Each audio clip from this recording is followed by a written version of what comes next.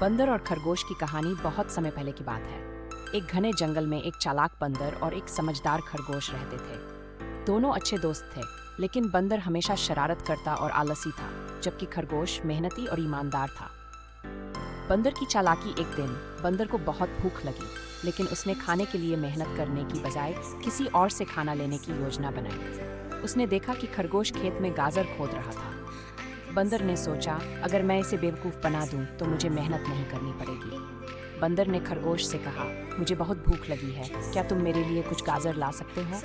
खरगोश दयालु था, उसने खुशी खुशी गाजर दी। लेकिन बंदर को यह आसान तरीका पसंद आ गया और वह हर दिन खरगोश से खाना मांगने लगा। खरगोश की समझदारी। एक दिन खरगोश ने सोचा, अगर मैं बंदर को मेहनत का महत्व नहीं सिखाऊंगा, तो वह हमेशा मुझ पर निर्भर रहेगा।